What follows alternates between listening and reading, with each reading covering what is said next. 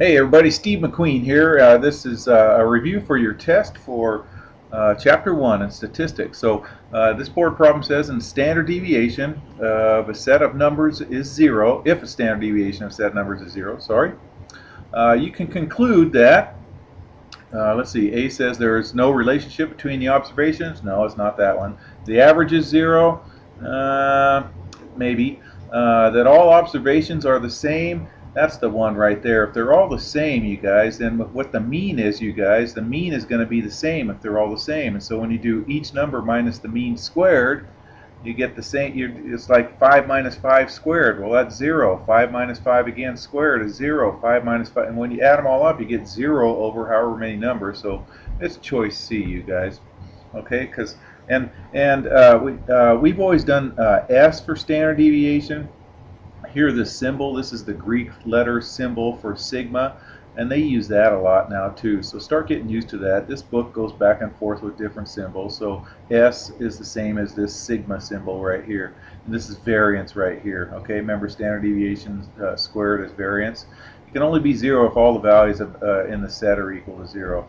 Okay, so here's a review, you guys. So read the summary on page 61, spend about 5 minutes, and I'll read it for you. I have it right here. Okay, so summary. A numerical summary of distributions should report its center and its spread or variability. The mean, which is x bar, and the median, m, describes the center of the distribution in different ways.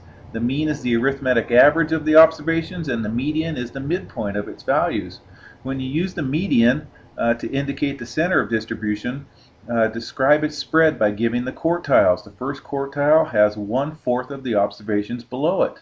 The third quartile has 3/4 of the observations below it, because the median's in the middle. That's half the observations, and then so the first quartile is the median of the lower half. So that's the 25% of the observations, and so on. And the third quartile would be the 75% of the observations below it. So an extreme observation is an outlier if it's smaller than quartile 1 minus, remember, the 1.5 times the IQR. The IQR is Q3 minus Q1. Or if it's above quartile 3, 1.5 times the IQR. Okay? All right, we did that with Barry Bonds and his 73 home runs. The 5-number summary consists of the median, the quartiles, and the high and the low extremes, and provides a quick overall description of the distribution. The median describes the center, and the quartiles and the extremes show the spread.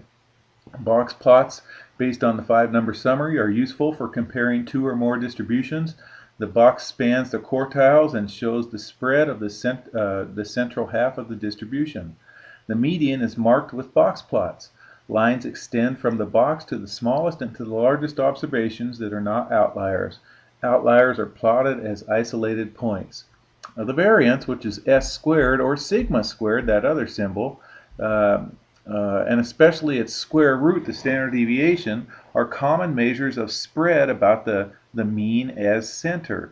The standard deviation is 0 when there is no spread, and gets larger as the spread increases. So as the numbers vary more, then it gets larger.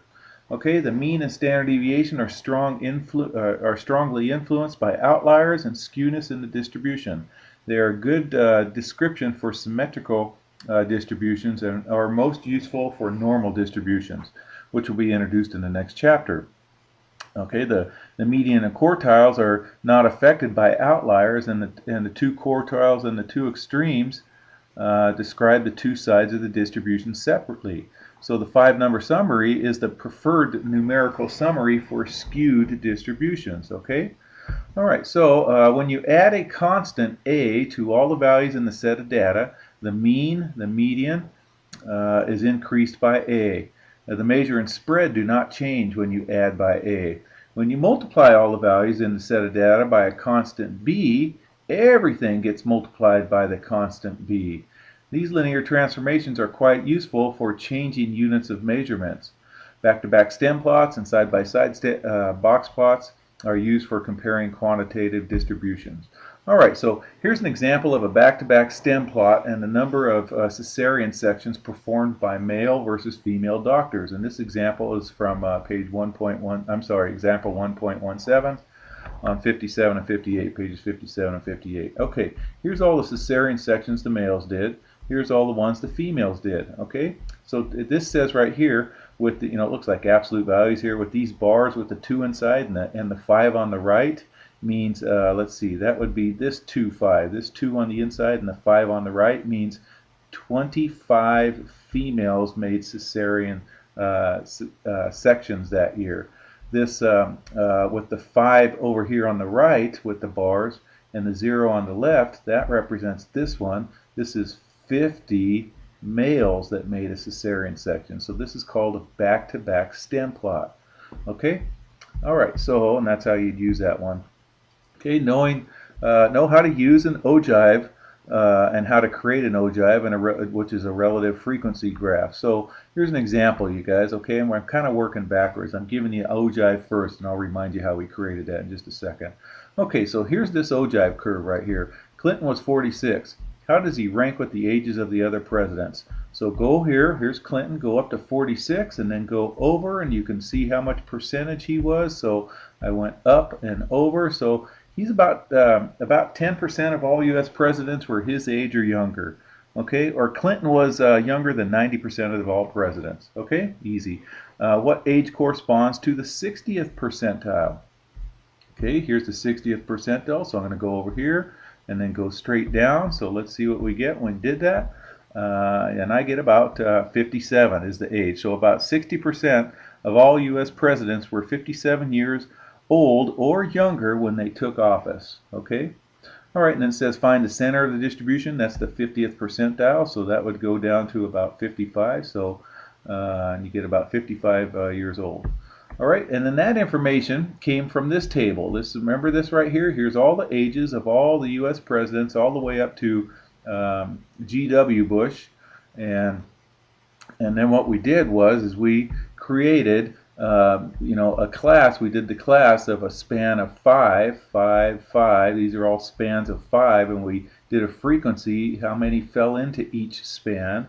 Okay, and then we did a cumulative, oops, this is my frequency here that fell into each span. Then a cumulative frequency is I do this number plus this number, and I get this number. Okay, and then 8 plus 13 is 21, and 21 plus 12 is 33. And then I took all these numbers and divided it by the total. So here's 2 divided by 43, 8 divided by 43, and so on.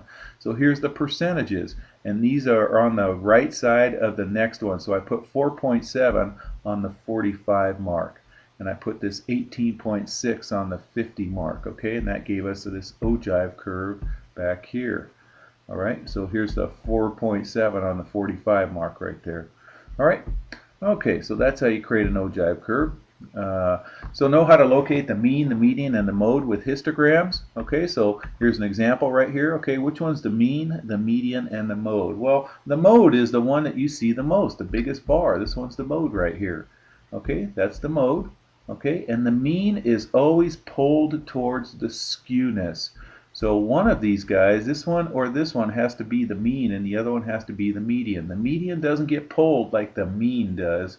So since this is skewed to the right, this one's going to have to be my mean, and this one's going to have to be the median. So this one's median, this one's mode, this one's the mean. Okay? All right, how about this one? Whoops, yeah, okay, so never mind. How about this one? Okay? All right. Well, this one's pretty darn symmetrical, you guys, and when they're symmetrical, then they're all pretty much the same. Okay, so pretty symmetrical, so probably all in the same place in the middle right there, that big tall one right there, that skyscraper. All right, when everything, and we said this in that summary, when multiplying a number C to a set of data, everything gets multiplied by C. The mean gets multiplied, the IQR gets multiplied, all the numbers get multiplied. Okay, the standard deviation would, but when you add a number to a set of data, everything gets added except the range and the IQR. Okay, those stay the same. Okay, things that happen in nature tend to be symmetrical, like people's growth patterns, bugs, tree sizes with age. Anything that happens in nature is symmetrical. Okay, if it's not symmetrical, if it's not natural, like company products where money is involved especially, don't assume it's symmetrical. It never is, especially when money is involved. Okay, given a set of data, know how to get the 5-number summary, the IQR. determine if a number is an outlier. We talk about that, and when you should use medians rather than means due to skewness. Okay, so you do the 5-number summary system if it's skewed, and know what's an outlier and what's not an outlier. Okay, let's see. So recognize variance with box plots. For example, this box is spread out more, so it varies more. So it has a bigger variance than this one right here. Alrighty, and that's it. And the next day of this would be your test day. Okay, take care, you guys. Have a great weekend.